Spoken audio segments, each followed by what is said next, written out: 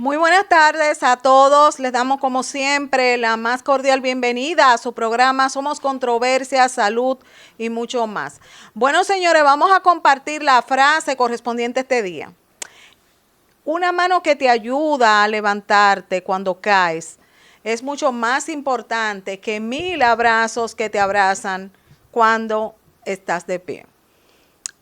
Bueno, señores, estamos haciendo un recorrido por el mundo de la sexualidad y hoy nos vamos con un tema muy importante, educación sexual para jóvenes y para los padres de los jóvenes. Para tratar este tema tan interesante, tenemos un invitado muy especial para nosotros. Nos acompaña Miguel Ángel Machorro Bonfil.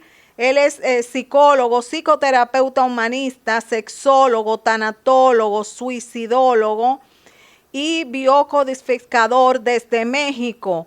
Y con nuestro querido Miguel Ángel Bonfil vamos a tratar este tema tan interesante relacionado al mundo de la educación sexual, tanto para los jóvenes, así como también dirigido hacia los padres. O sea que el día de hoy, señores, nos vamos a nutrir de bastantes conocimientos con nuestro querido Miguel Ángel desde México. Buenas tardes, Miguel Ángel, ¿cómo estás? Bienvenido a tu casa. Muchísimas gracias por la invitación. Buenas tardes, Cris. Te agradezco nuevamente la invitación y la oportunidad de nuevamente platicar contigo. Para mí un inmenso honor y placer, Miguel Ángel, tener la oportunidad de compartir contigo una vez más. Hoy nos vamos, Miguel Ángel, a un mundo muy interesante contigo, que es lo relacionado a la educación sexual, dirigido para jóvenes, también como para los padres, un mundo pues lleno de complejidades, de tabúes, etcétera. Y queremos saber, conocer qué es la pubertad y cuáles son esos cambios físicos que ocurren. Bien, mira, la pubertad va a aparecer aproximadamente entre los 10, 12, 13 años. No hay una edad exacta, no hay un tiempo exacto para cada persona. Cada persona, de acuerdo a su biología, va a tener los cambios cuando el cuerpo así lo determina. ¿Cuáles son los cambios que se dan en la pubertad? Básicamente vamos a hablar de cambios físicos, como el cambio de tono de voz, la aparición de vello en algunas partes del cuerpo, por ejemplo, en los hombres en la cara, en los genitales, a las mujeres en los genitales, a ambos niños y niñas en las axilas. También va a haber un crecimiento un tanto desproporcional en las extremidades, tanto en los brazos como en las piernas. En las mujeres, bueno, aparece se da la aparición de la aureola y posteriormente empieza a crecer las mamas, la cadera, se empiezan a formar las nalgas tanto para ellos como para ellas, las piernas empiezan a tomar formas totalmente diferentes. Ya no es la figura plana, sino que ya hay ciertos cambios, ¿no?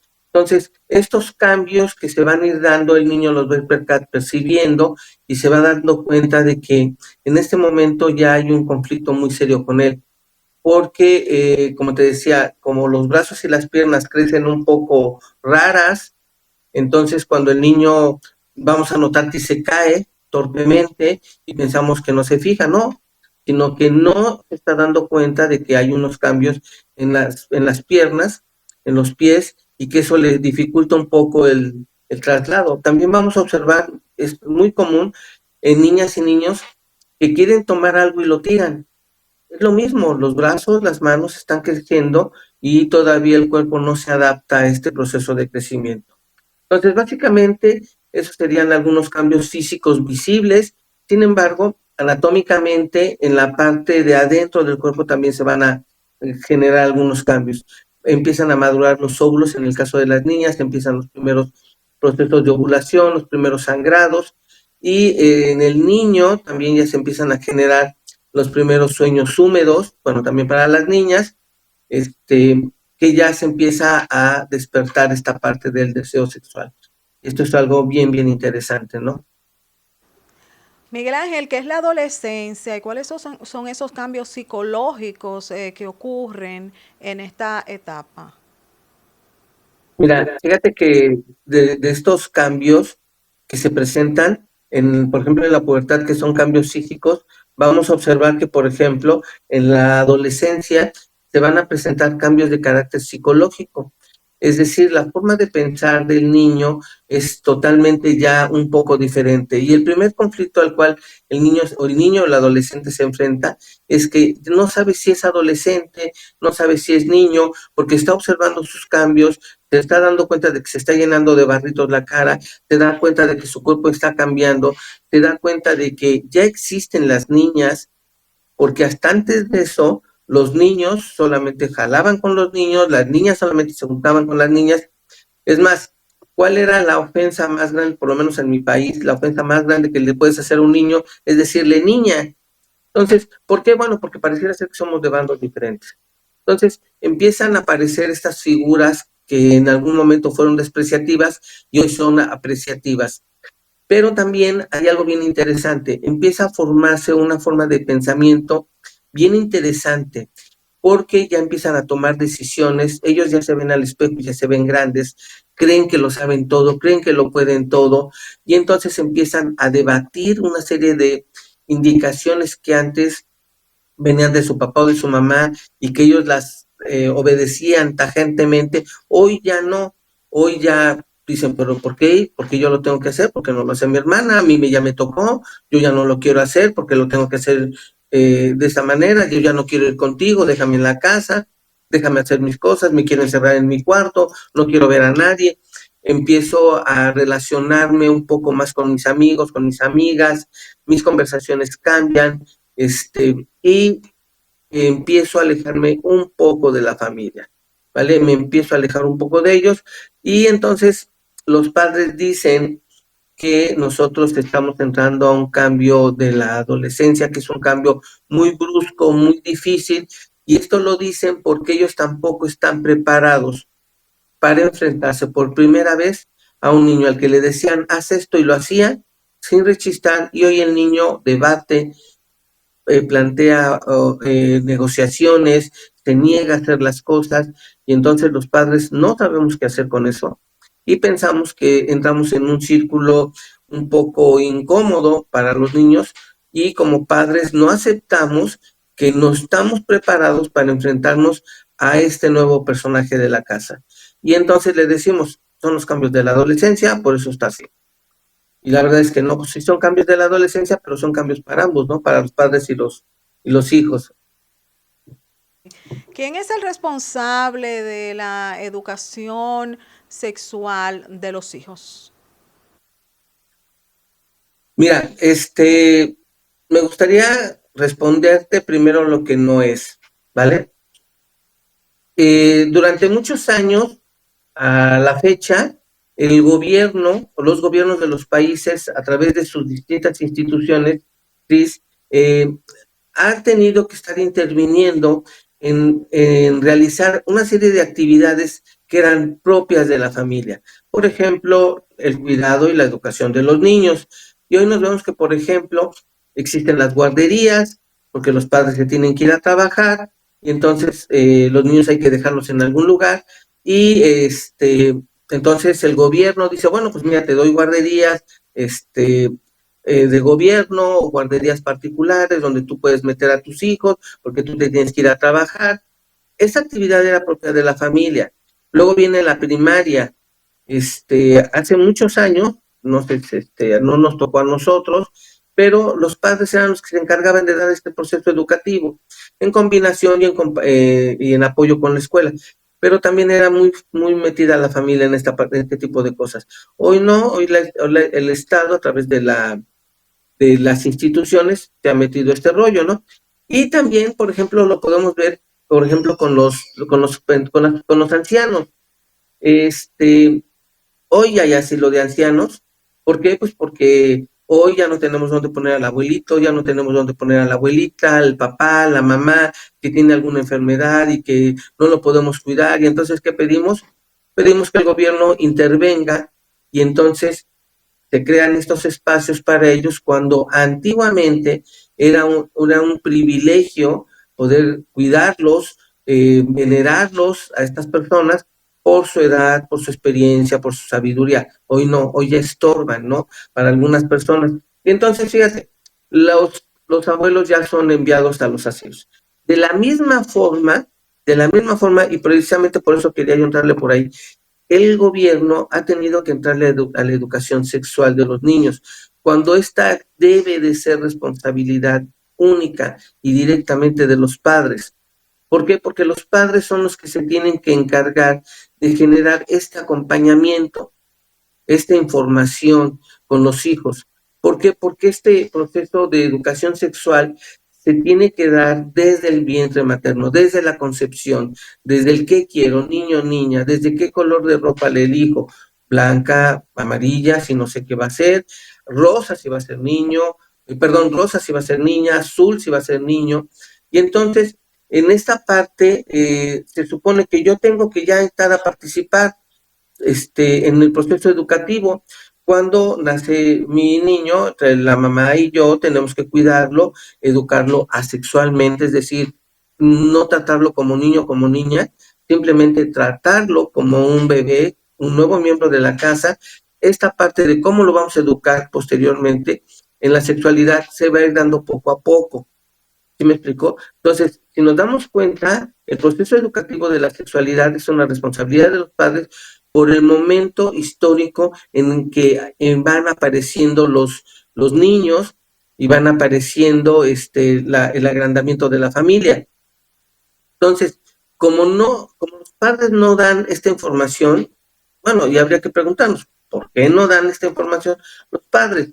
Bueno, pues no la dan por dos cosas, por desconocimiento o por una carga moral de cómo le digo, cómo le enseño a mi hijo, a mi hija, este proceso de la educación sexual. Entonces, como no lo hago, y como esta parte de la desinformación sexual genera un conflicto muy grande a nivel social, ¿qué es lo que hace el Estado? El Estado asume la responsabilidad y empieza a educar sexualmente a los niños. Aquí la pregunta, Cris, sería, por ejemplo, los maestros tienen una buena base de conocimientos como para educar sexualmente a sus alumnos, los tratan de manera personal. Este tema tan delicado, tan privado para algunos, ¿cómo lo manejan los maestros? Público. Y sí es cierto, y de alguna manera, pues bueno, la sexualidad tiene que ser algo natural, algo de conocimiento público para todos, pero hay casos muy particulares y los maestros no lo asientan. Y a los maestros les queda claro que esta es información de los padres, y los padres dicen que son los maestros, ¿vale? Entonces, yo creo que hay un conflicto muy grande en este proceso educativo. Sin embargo, yo creo, no sé tú cómo la ves, que los padres son los responsables directos de educar a los hijos, Cris. Acuerdo contigo, Miguel Ángel, en ese sentido, la responsabilidad recae en primer lugar sobre los padres. Hay una pregunta que te quiero hacer, Miguel Ángel, y es la siguiente. ¿Cuáles son esos tres elementos desde tu punto de vista que deben de estar presentes para nosotros hablar de una educación sexual en la familia? Ok, mira, estos tres puntos a mí se me hacen muy interesantes y se me hacen fundamentales en el proceso educativo en el proceso educativo sexual para los niños y las niñas. A ver, número uno, nosotros tenemos como padres que construir todos los días, un proceso de confianza. Tenemos que tener una relación sana, amorosa, es decir, nuestra responsabilidad emocional hacia nuestros hijos tiene que ser en la mañana, en la tarde, en la noche, donde yo les doy confianza, les doy ternura, les doy cariño, les doy apertura para que cuando ellos tengan alguna duda, de alguna manera, ellos puedan recurrir a mí.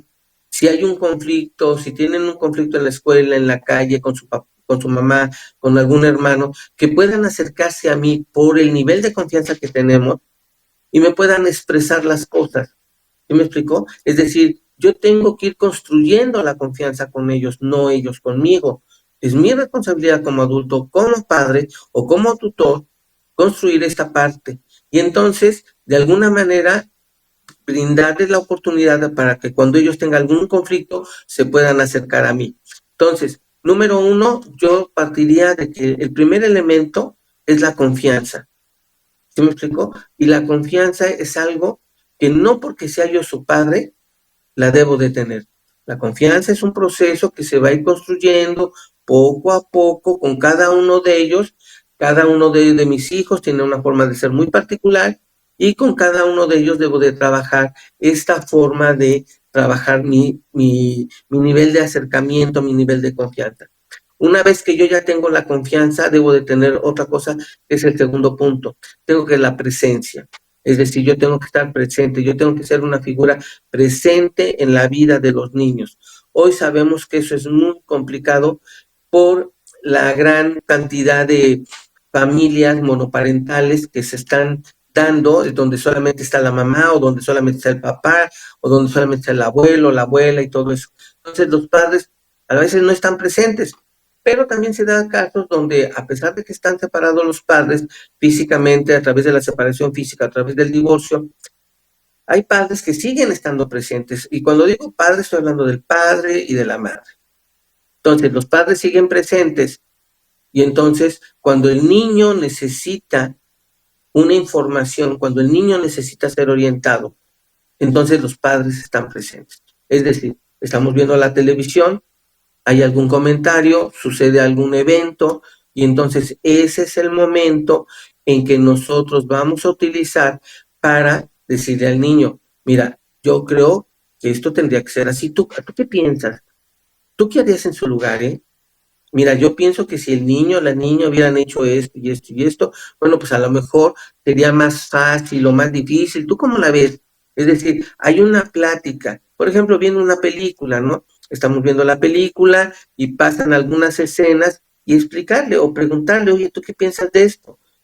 O si ella se voltea a nosotros, como nos tiene confianza, entonces nos dice, oye, me gustaría saber por qué están haciendo esto, por qué se besan, por qué están desnudos, por qué están en la cama, qué están haciendo, por qué la chava emite sonidos o el chavo hace este tipo de cosas. Esos son los momentos donde se están generando los procesos educativos sexuales. Es decir, hay que estar ahí en el momento en que suceden las cosas.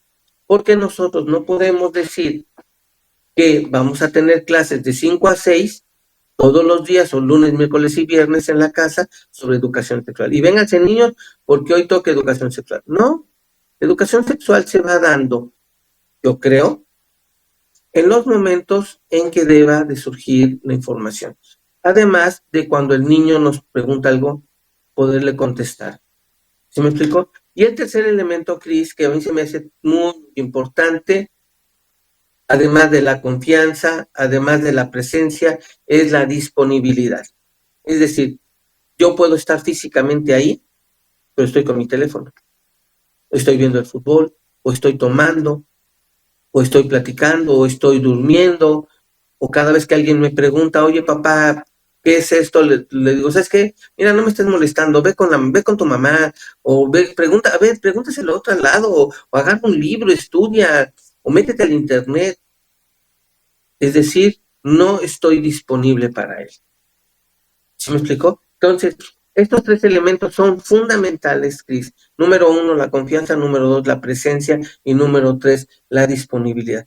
Yo creo que si estas tres cosas se dan, los procesos educativos, y no nada solamente los sexuales, van a ser, nos van a permitir a nosotros como adultos tener una relación muy buena, muy estrecha con los niños. Y eso les va a poder permitir tener una educación sexual sana. Decir que nosotros le damos educación sexual a los niños no es que los estemos haciendo promiscuos, no es que nosotros les estemos diciendo, ándale, ve y ten relaciones sexuales. No, simplemente que va a haber cosas que en todos los seres humanos han sucedido, los encuentros sexuales, cuando tenemos novio o novia, y sabemos que hay cosas que van a pasar y no las podemos detener. Desafortunadamente no lo podemos controlar, pero sí que podemos hacer, podemos darle a los elementos y las herramientas suficientes al niño, a la niña, al adolescente, al adolescente, hombre o mujer, Les podemos dar las herramientas suficientes para que ellos tomen una decisión. En el momento adecuado puedan tomar una decisión y se puedan cuidar de un embarazo no deseado o de una infección de transmisión sexual. Y entonces para esto sirve la educación sexual. Ahora, la educación sexual no solamente nos remite a esta condición sexual de aparamiento, de coito. No, no, no, no. Esta educación sexual nos permite ir un poco más allá. Es decir, trabajar cómo es sano tener una relación amorosa con una pareja. ¿Qué vamos a hacer con nuestros hijos, con nuestras hijas cuando esta relación se acabe y ellos se derrumben porque les duele, porque no saben qué hacer? Entonces, Cris, si te das cuenta, la educación sexual es muy, muy amplia. ¿Cómo la ves? Ángel, totalmente de acuerdo contigo en ese punto relacionado a la construcción de la confianza, así como la presencia de los padres, etcétera. Pero nos vamos a la complejidad. Sabemos, Miguel Ángel, que hay muchos padres que son muy estrictos, llenos de creencias limitantes, otros con situaciones relacionadas a la religión, vamos a decirlo así, responsablemente, y todo esto crea pues este muro, diríamos, que separa a los padres de sus hijos con relación a lo que son estos casos relacionados a la educación sexual. Te diría entonces, nos vamos a ir al otro lado, al lado de los hijos. ¿Qué van a hacer los hijos? ¿Cómo pueden manejar este punto si están con esta gran limitante en casa? Eh, Tienen un problema muy serio, porque por un lado están sus deseos y por otro lado bueno, por un lado están sus deseos, lo que ellos quisieran hacer, lo que ellos quieren conocer, lo que ellos tienen, entendámoslo de esta manera, lo que ellos tienen que experimentar en este momento.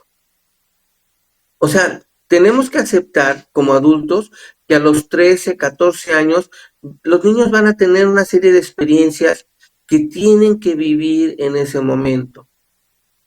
Y los niños lo tienen que hacer, por ejemplo, los sueños húmedos, los primeros besos con los niños, con las niñas, los primeros encuentros, las primeras escapadas para irlos a ver. Y entonces los niños, por un lado, quieren hacer esto, pero por otro lado, tienen una limitante moral. Y esa limitante moral viene de dos partes. Número uno, de la educación que les dieron los padres. Hay que ver qué tipo de educación, si la educación que les dieron los padres a sus hijos es una educación de apertura, de, ok, tienes 13 años, eres un adolescente, apenas estás entrando a la adolescencia, pero eres responsable. Te tengo que hacer responsable de cosas de niños de 13 años, niño o niña.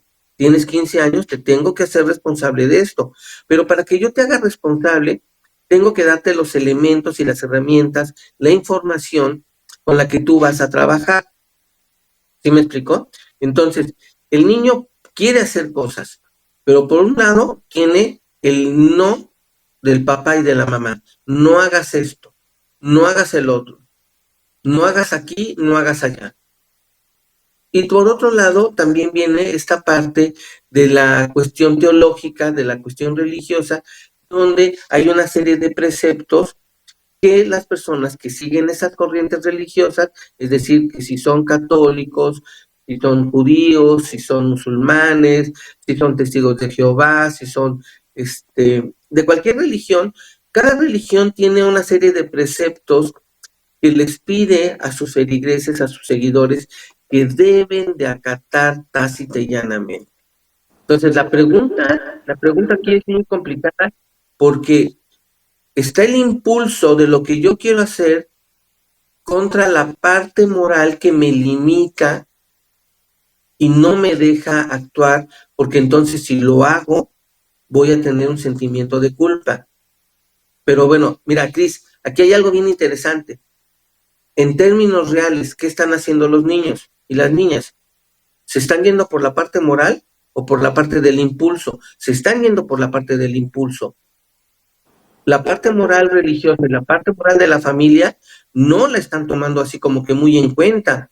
Algunos sí, porque entran en sentimientos de culpa y todo eso, pero el impulso por la presión social, por la presión de los medios de comunicación, por la presión de las modas, por la presión de la música, o sea, están orillando a los niños a que tomen una serie de decisiones que a lo mejor no están preparados, a lo mejor no es la edad. ¿Sí me explico? Por ejemplo, en la vestimenta se está sexualizando muchísimo a las niñas. Es impresionante cómo, Cris, no sé si tú te has percatado de esto, las super sexualizan. Ya, por ejemplo, ya la pornografía ya no nada más se ve, también ya la escuchas en los famosos reggaetones.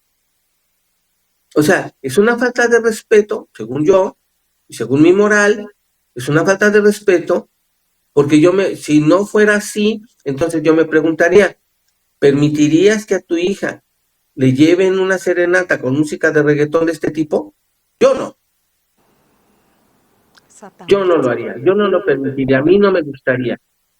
¿Sale? A lo mejor me pueden decir viejo, anticuado, sí, pues sí, sí, soy romántico, me gusta todavía el romanticismo, pero si nos damos cuenta, los niños o los adolescentes están fuertemente presionados para que tomen decisiones. Ok, entonces si vas a tomar una decisión, ¿por qué no mejor le damos las herramientas para que puedan tomar una decisión lo más razonablemente posible? No sé, ¿tú cómo la ves, Cris? Excelente. Miguel Ángel, dos preguntas. Tomando en cuenta todos esos puntos tan interesantes que has compartido con nosotros. La primera, en términos generales, desde tu experiencia, ¿por qué los padres no dan educación sexual? Y desde tu punto de vista, ¿a qué edad debería de iniciarse la educación sexual dirigida de los padres hacia sus hijos? Mira, ¿a qué edad? Yo creo que desde antes de que nazcan, ¿no? Tenemos que ir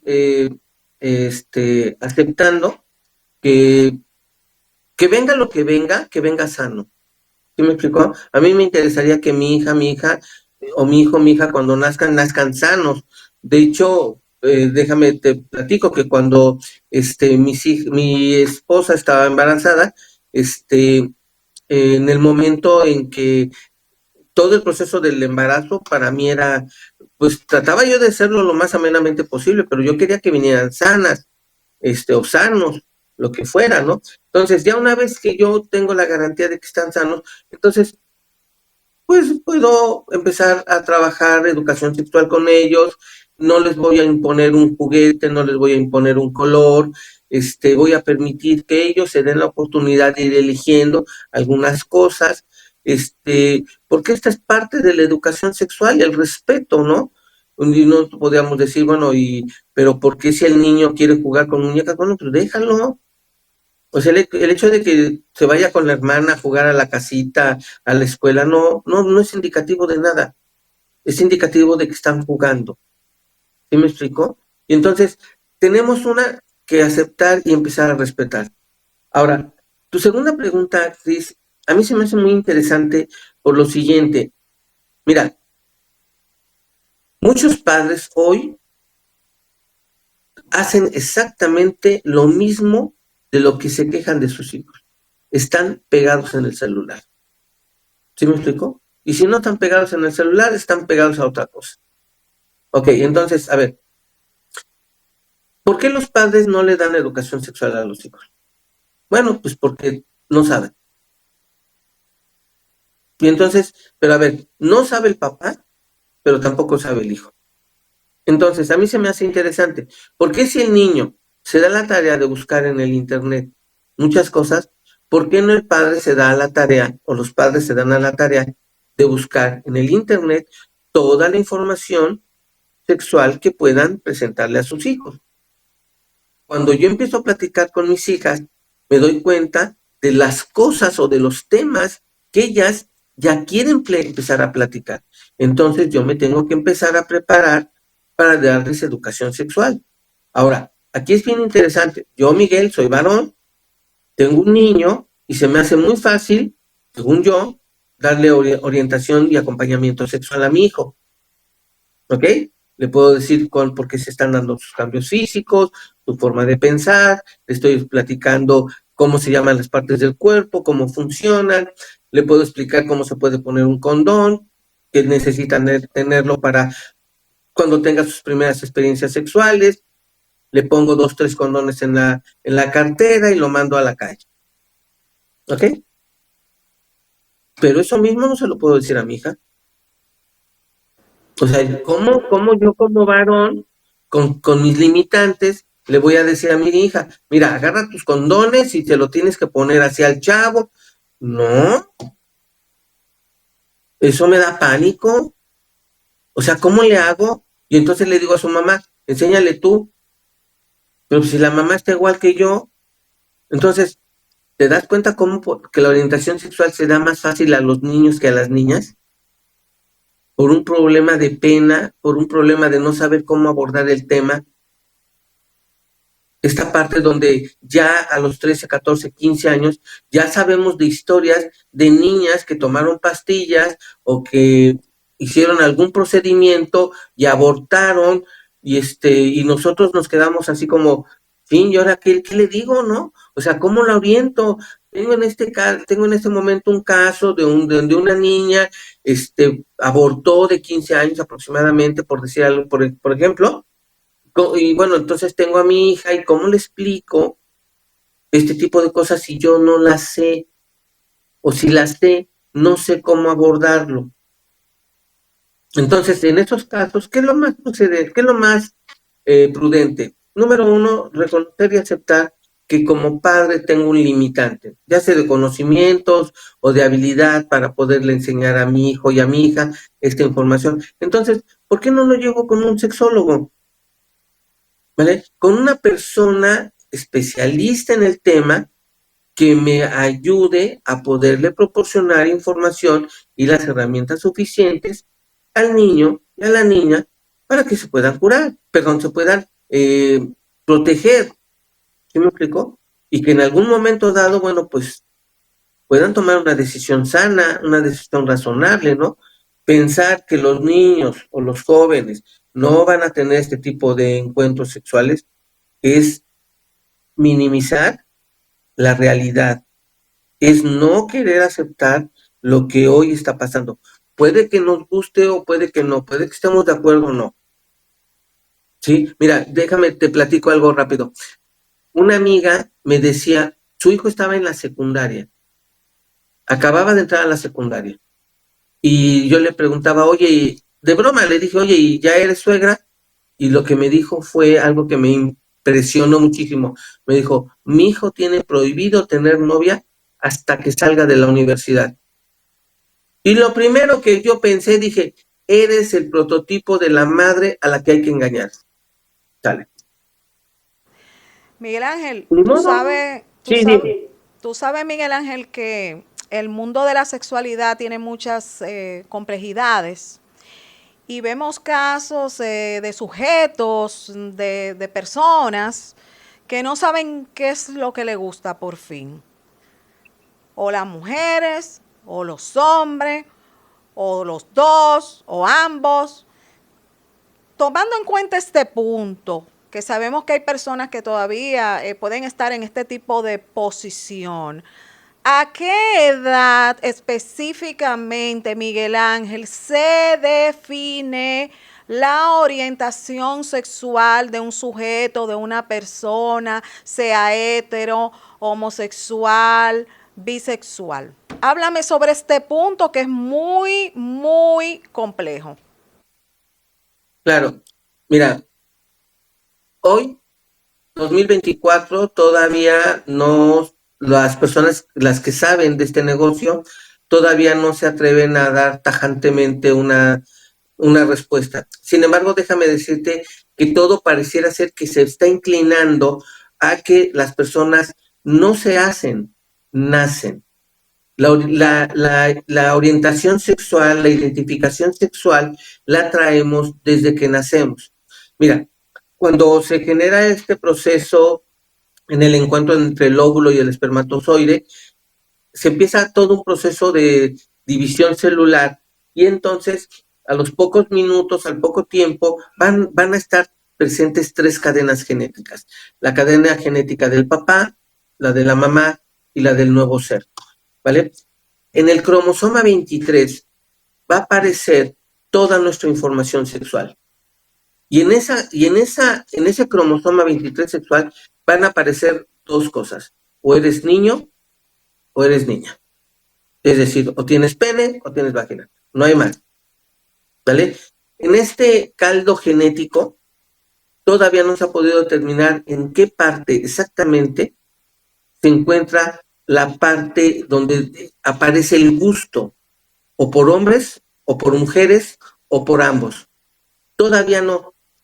Pero lo que sí es claro es que las personas no son conscientes para tomar una decisión de decir, yo quiero que me gusten los niños, yo quiero que me gusten las niñas. No. Por eso te digo, todo parece inclinar a que este es un proceso de nacimiento, es un proceso biológico. Mira, yo te preguntaría, imagínate una fruta, una verdura o una comida que te encante. Ahora, imagínate una fruta, una verdura o una comida que no te guste, que te dé asco.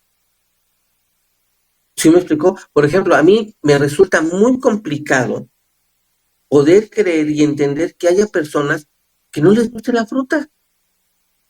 Y hay personas que me dicen, el plátano no me gusta, la papaya no me gusta, la piña no me gusta, el melón no me gusta, la manzana no me gusta. ¿Pero por qué no te gusta? ¿Ya las probaste? Sí, ya las probé, no me gusta. A mi papá el durazno no le gusta. O sea, ¿por qué no le gusta? No lo sé. Se me hace una fruta tan deliciosa. Pero bueno, a ver, ¿por qué te digo esto? Porque si esto es un proceso de nacimiento, entonces, así de complejo y así de fácil es, ¿me gusta o no me gusta? La sociedad se ha encargado de presionar y de tratar de generar una pregunta que no tiene respuesta. ¿Por qué te gusta? A ver, a ver, Miguel, ¿a ti por qué te gustan los hombres? ¿Por qué te gustan las mujeres? Bueno, pues me gustan las mujeres porque me gustan las mujeres, punto. Bueno, pero también te pueden gustar los hombres. No, no me gustan los hombres. Miguel Me Ángel, acuerdo de una pero vez. Miguel Ángel, pero tú has Ajá. traído una gran controversia porque recuerda que hay religiones que dicen que que ser homosexual es un pecado mortal. Y entonces, Sí, claro, por supuesto. O sea, te digo lo que aparece en la bibliografía científica. Este, que también es importante, que también es muy importante observar que, por ejemplo, hay religiones que te dicen, no es así, eso es una desviación, eso es una elección perversa, malévola de un ser que te está poseyendo y que te está haciendo que tú veas la vida de una manera. Está bien, yo ahí no me meto, ¿sale? O sea, si la gente quiere creer eso, está bien, hay que entender esto, hay que respetar, aunque no nos guste, hay que respetar, aun cuando no podamos compartir la misma información. Podemos compartir la misma información, pero bueno, la forma en cómo tú la interpretas, pues está bien,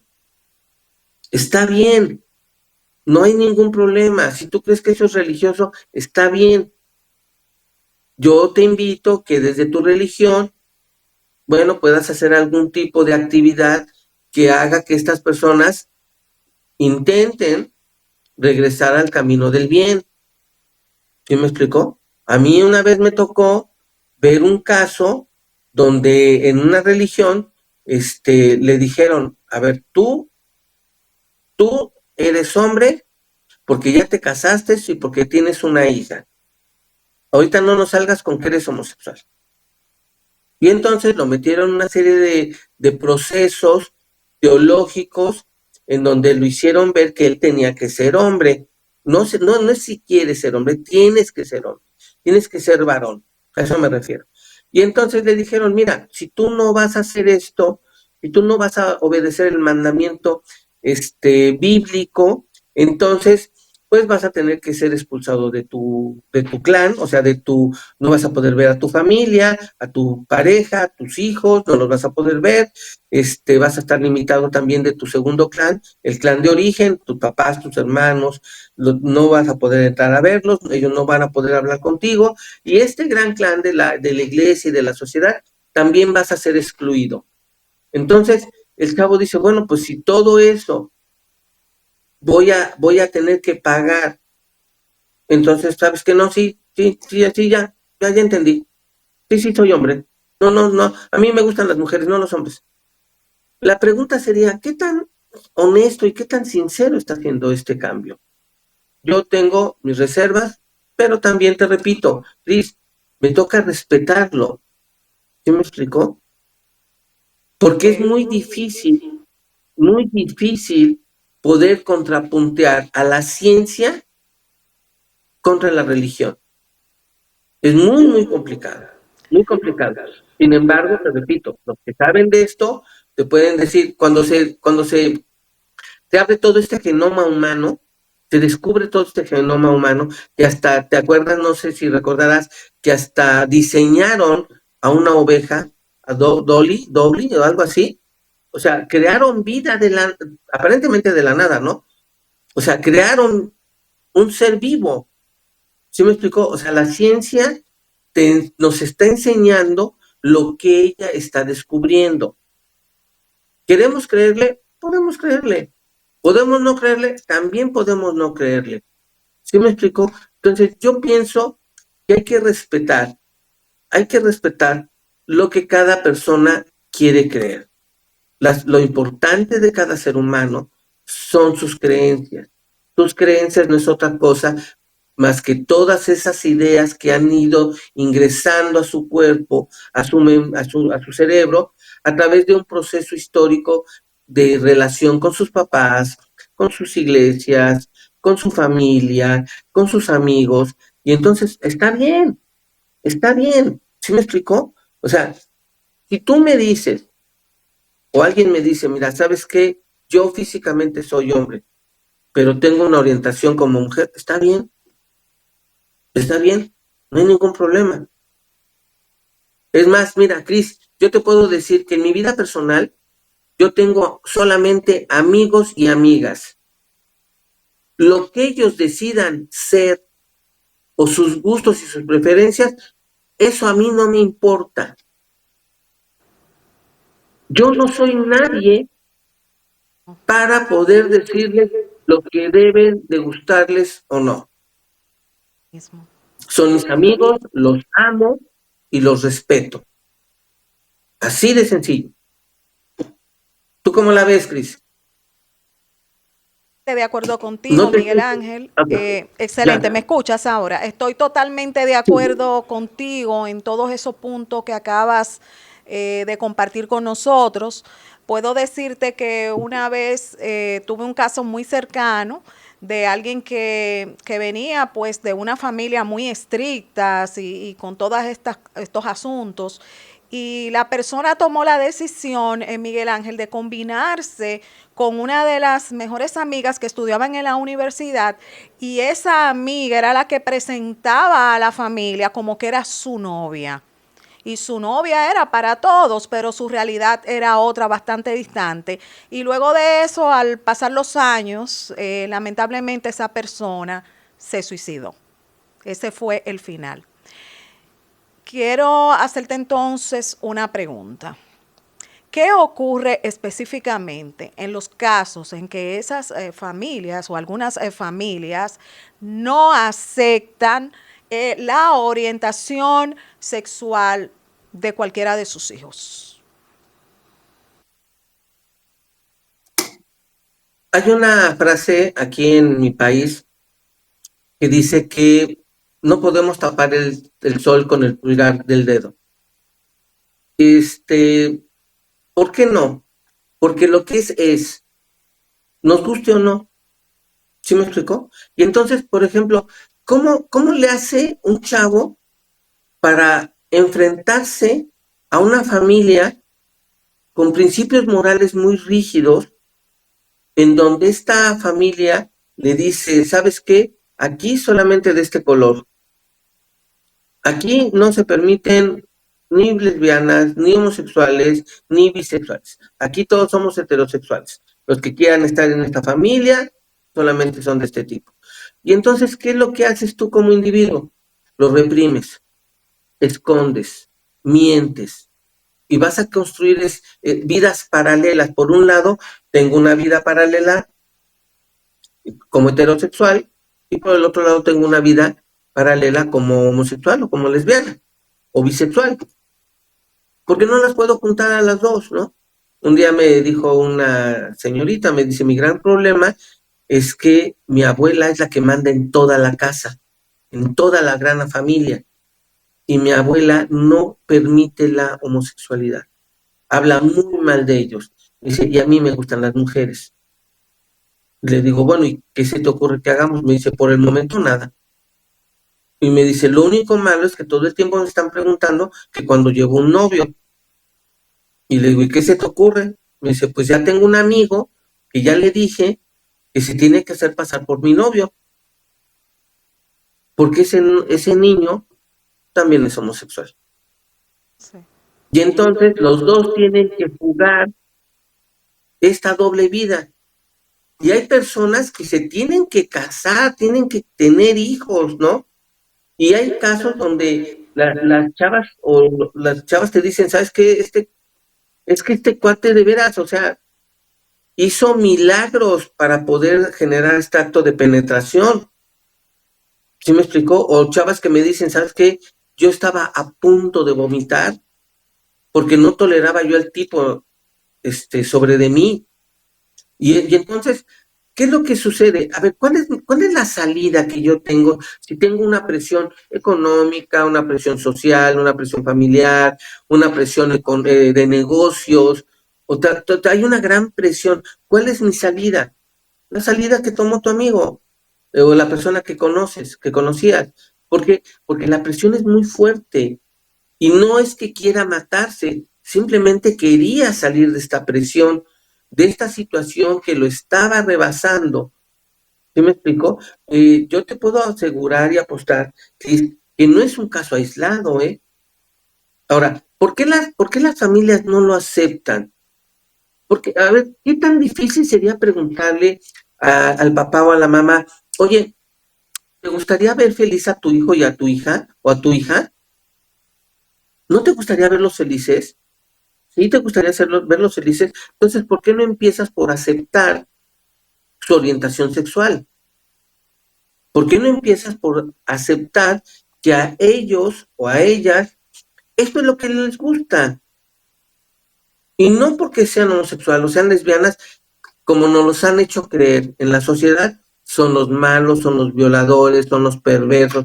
Eso es falso. El índice de violadores homosexuales es mínimo en comparación con los violadores heterosexuales. Entonces, ¿dónde está aquello donde no te juntes, no permitas en tu familia a un homosexual, a una lesbiana? ¿Por qué no? O sea, entendamos, son seres humanos. ¿Cuál es la diferencia entre ellos y nosotros? Bueno, pues que a mí me gusta el melón y a él le gusta la piña. ¿Y cuál es el problema? Hace ratito te preguntaba, dime el nombre de una fruta que no te guste. Posiblemente si existiera esto, que tú me digas, no, sabes que Miguel, mira, por ejemplo, a mí las nueces no me gustan. Yo diría, pero ¿cómo es posible? ¿Cómo es posible que las nueces no te gusten? Si con las nueces puedes hacer un montón de guisados, ensaladas, las puedes cubrir de chocolate amargo, chocolate blanco. Luis, ya te lo estoy diciendo, me está haciendo agua a la boca. O sea, hay toda una serie de formas con las cuales podíamos hacer mil cosas con la nuez y a ti no te gusta. Que no te gustara, bueno, que no te guste está bien, no te guste y punto. ¿Sí me explicó? Pero no por eso no te voy a querer, no por eso no te voy a respetar. Solamente entiendo que a ti no te gustan las nueces y a mí sí me gustan las nueces. ¿Cuál es el problema? Para mí no tendría que haber problema, sin embargo, lo Sí. hay. lo hay. Me Y lo hay muy gusta, seriamente. sí, Miguel Ángel, me gusta mucho este tema que tú estás compartiendo con nosotros, porque aparte de las complejidades que tiene, que genera, vamos a decirlo así, estoy completamente consciente que no todo el mundo está preparado para escuchar estas posiciones. Estoy completamente Exactamente. consciente en este preciso momento que muchas personas no están preparadas para escuchar este tipo de información. Miguel Ángel, ¿qué ocurre específicamente cuando nuestros niños comienzan a tocarse, comienzan a explorarse? ¿Y qué ocurre específicamente si encuentro a mi adolescente masturbándose? Primeramente, tendría yo que recurrir a mi propia historia. Yo alguna vez fui adolescente, alguna vez lo hice, y alguna vez me trataron de una forma en que no me gustó o me trataron de una forma en que sí me gustó. Entonces, basándome en mi experiencia, a lo mejor puedo hacer algo. A ver, lo sano, te voy a decir que sería para mí lo más sano. No gritar, no exasperarme, no enojarme, no espantarme, porque no es algo que no sea normal, ¿vale? A ver, cuando somos niños y nos empezamos a tocar, ¿qué estamos haciendo? Nos estamos explorando. Cuando ya encontramos una parte del cuerpo que nos produce placer y ya empezamos a entrar a la adolescencia, ya no estamos explorando. ¿Qué estamos haciendo? Cambia de nombre y nos estamos masturbando. Y para muchas personas esta palabra es terriblemente mala, ¿vale? Pero no es otra cosa más que eso, una exploración. Sigo reconociendo mi cuerpo, me sigo dando placer, ya encontré los lugares que me gusta y procuro hacerlo. Si yo llego a ver a mi hijo o a mi hija, lo primero que les pediría es que esta actividad, como muchas actividades, tienen que ser en privado, que no está mal, solamente que si lo van a hacer, tengan cuidado de que, por ejemplo, le pongan seguro a su cuarto o le pongan seguro al baño, que se laven sus manos antes y después, que no se lastimen y que lo disfruten. Esto es lo que yo les diría, que lo disfruten y que se vengan dando la oportunidad de irse conociendo cada vez más. Porque mira, cuando somos adultos, el hombre tiene un gran problema, el hombre no tiene una vagina, entonces no sabe dónde tocar, no sabe dónde estimular. El problema de las mujeres es que no tienen un pene y no saben dónde estimular esa parte del pene o esta parte del cuerpo, la espalda, las piernas, el pecho. ¿Por qué? Pues porque no lo tenemos. Pero ¿qué pasa si yo me doy la oportunidad de irme conociendo? Bueno, pues cuando sea yo adulto y tenga yo mis encuentros sexuales con mi pareja, la puedo llevar a los lugares que yo quiero que me toque, que yo quiero que me estimule. Y eso que va a ocasionar, que bueno, lo único que va a suceder es que vamos a tener relaciones sexuales gratificantes. Ajá, ¿y esto qué? Bueno, pues mira, resulta ser que en una pareja se dice que no se sabe un porcentaje, que no se ha podido sacar un porcentaje de qué tan importantes son las relaciones sexuales en una pareja, pero de que son importantes, son importantísimas. Tan importantes que si una pareja empieza a tener conflictos, lo primero que suspende son las actividades sexuales. Si una pareja continuamente tiene relaciones sexuales, van a estar bien en la mañana, van a estar bien en la noche y van a estar mejor en la noche esperando a su pareja para volver a tener otro encuentro sexual. No es casual que, por ejemplo, en las mañanas en nuestros centros de trabajo te digan, oye, ¿veniste de buenas? ¿Qué te hicieron? ¿Qué hiciste? Seguramente te fue bien en la mañana o en la noche, te dieron el mañanero. Y entonces, pues a lo mejor sí, estoy de buenas, estoy joviante, mi piel lo refleja, mi estado de ánimo lo refleja, y voy a estar de ánimo en la mañana con mi pareja y en la tarde con esta responsabilidad emocional, y en la noche nuevamente, o en la mañana, en la tarde, en la noche, puedo volver a construir otro encuentro sexual, y nuevamente me recargo de energía positiva, y entonces ahí sí me la voy llevando. ¿Qué pasa cuando las parejas no tienen relaciones sexuales o sus relaciones sexuales son malas? Bueno, pues nos guste o no, muchos hombres y muchas mujeres son infieles precisamente por esta insatisfacción sexual. Puede haber muchos motivos, y yo no digo que sea bueno y que esto que les estoy diciendo sea el motivo autorizado para ser infieles. No, no, no, no. No, yo no estoy hablando de eso.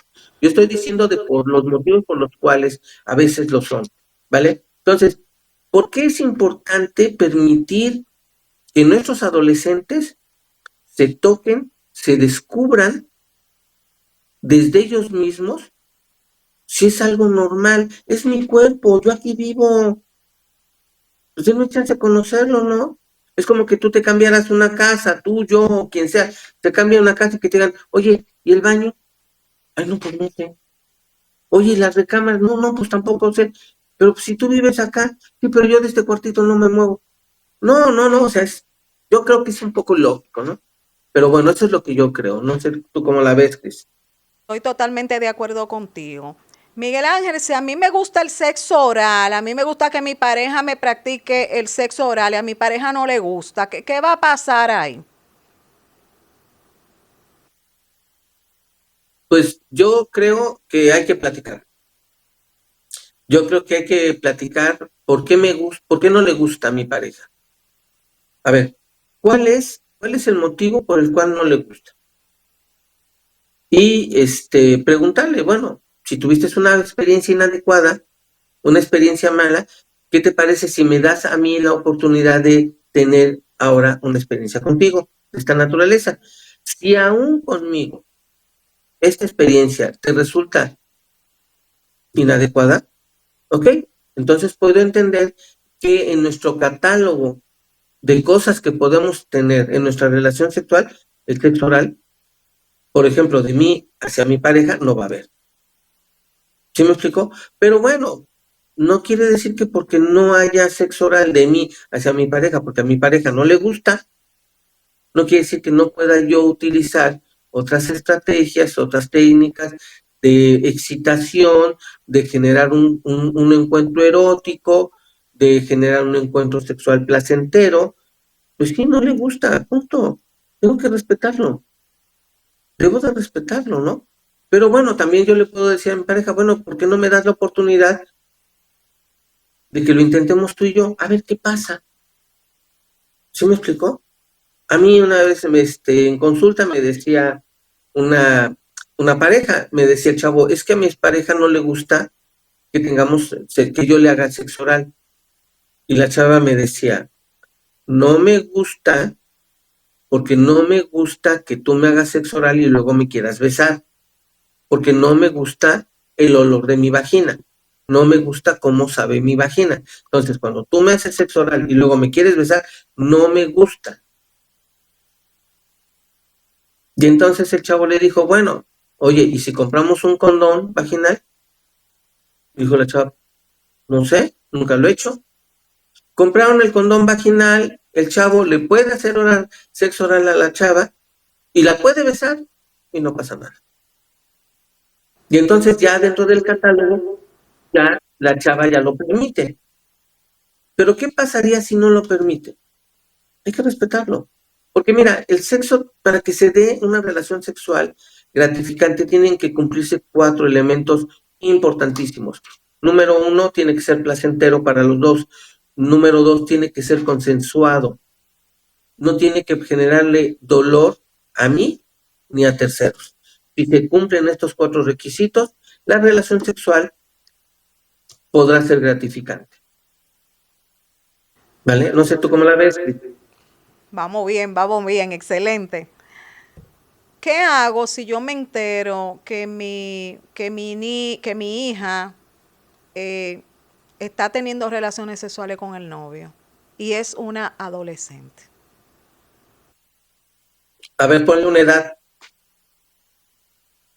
¿Yo? Ujú. 16, 15, 16. Dale. Ok. ¿Te enojarías con ella? Me enojaría yo con ella. Vamos a ver el caso como si fuera mío. Yo me enojaría con ella. No, no me enojaría con ella. Lo ¿Te primero que le enojarías? preguntaría, ¿Por qué no te enojarías con ella? Porque lo normal es que se enojen. es que es lo normal, es lo normal, pero a ver, es lo normal para unos, no para todos. A ver, una de las primeras cosas que yo le preguntaría es, ¿usaste algún tipo de protección? Es lo primero que yo le preguntaría. Dos, yo le preguntaría, ¿tuviste satisfacción? ¿Te gustó? Y entonces yo le diría, mira, ¿qué te parece si cada vez que quieras tener relaciones sexuales usas protección? Si yo no le he dado información de la protección que debe de tener y de las consecuencias que puede tener, entonces yo se las platicaría. Si yo no tengo esa información, entonces yo buscaría a alguien que le pudiera proporcionar esa información para evitar embarazos y para evitar infecciones de transmisión sexual. ¿Sí me explicó? Lo normal es que la gente se enojaría, pero a ver, ¿acaso no hoy esta es la consecuencia de la hipersexualidad en la sociedad? Tengo que entenderlo, tengo que aceptarlo, a lo mejor no estoy de acuerdo, pero ¿qué hago? ¿Le pego? ¿La regaño? ¿Le quito el dinero? ¿La meto a su recámara? ¿Qué hago al chavo? ¿Lo golpeo y lo saco? O mejor, reoriento esto y la vuelvo a jalar hacia mí para que si tiene algún problema, sepa que a lo mejor me enojo, a lo mejor no se lo permito, a lo mejor voy a discutir con ella, pero que sepa que ni va a encontrar apoyo. Y es lo que a mí me interesaría, que mi hija sepa que en mí va a encontrar apoyo. Papá, tengo un problema de este tamaño, y sí, ya sé que hice mal, ya sé que te vas a enojar, pero quiero que me ayudes. Esto es lo que yo quiero, esto es lo que yo deseo. ¿Sí me explicó? Y entonces yo trataría de llegar a un proceso de negociación con ella, de decirle, ¿sabes qué? Pues estás muy chica, está bien, bueno, que ya tuviste relaciones sexuales, no sé si es la primera o la última, no me interesa invadir tu privacidad, porque ojo, tengo que respetar la intimidad y la privacidad de mi hija, pero si esto implica que esté en riesgo, entonces no la respeto. ¿Sí me explicó? O sea, yo como padre me puedo enterando de muchas cosas, pero tengo que respetar su privacidad. Y te repito, esa privacidad no la voy a respetar si sé que su integridad psicológica, moral o física está en juego. No, ahí me meto como padre, ¿no? Y me enojo y pego de gritos y no sé qué vaya yo a hacer, ¿no? ¿Sí me explicó? Pero tengo que hacerlo. O sea, si me dice, pues sí, ya tuve relaciones sexuales, si me lo dice cuando ya lo hizo o los cacho, ¿qué hago? ¿La golpeo? ¿La encierro? ¿Con eso logro algo? ¿Cuándo? Yo creo que los padres tenemos que entender algo que es bien importante. Históricamente, nunca, cuando un padre ha agredido físicamente a su hijo con razón y sin razón, ha hecho que el hijo deje de hacer lo que al padre le molestó. Cuando el padre agrede físicamente al hijo, lo único que hace el hijo es tener más cuidado para que el padre no se entere la próxima vez que él lo va a hacer. Esa es una. Dos, yo como hijo me voy a alejar emocionalmente de él. Así de sencillo. Me voy a alejar, me voy a alejar emocionalmente de él. ¿Cuándo se ha visto que golpear a un niño es educarlo? No, no. Los niños, la mejor manera de educar a un niño es que vean que yo hago lo que yo quiero que ellos hagan. Ningún conferencista a nivel mundial, históricamente, nadie ha podido hacer que la gente haga cosas. La gente hace cosas cuando te ve que tú las haces, ¿no? Y entonces, bueno, eso es lo que yo creo, ¿no? Habrá mucha gente que me diga, no es cierto, es que porque a ti no te ha tocado en otros casos. Bueno, pues me han tocado muchos casos en la consulta privada y yo tengo 2 hijas, ¿vale? Y yo tengo 2 hijas y he tenido que ver, aún con mi experiencia, aún con mis estudios, en mi condición de padre varón, ver cómo interactúo respetuosamente con mis hijas. Yo te puedo decir orgullosamente, te lo puedo decir, Cris, yo a mis hijas un dedo nunca les puse. Un dedo nunca les puse, porque mi papá me lo enseñó. ¿Y cómo es que mi papá me lo enseñó? Porque él sí me pegó a mí. Y entonces yo entendí que la violencia parental no te lleva a nada, no te lleva a que dejes de hacer las cosas y no te lleva ni a amarlos ni a respetarlos, ¿no? Esa frase de te odio viene después de una cachetada, después de que un padre o una madre le suelta una cachetada al hijo, a la hija, que lo que te dicen, pues te odio, eres la peor madre, es el peor padre. ¿Tú crees que ganas no les quedan de golpearlos? Pues sí, pero no lo pueden hacer. ¿Vale? Miguel Ángel, muchísimas gracias de Sí. verdad, de todo corazón, por compartir con nosotros esta tarde tus grandes conocimientos sobre estos temas que están llenos de complejidades y que sabemos que muchos no están preparados para escucharlo.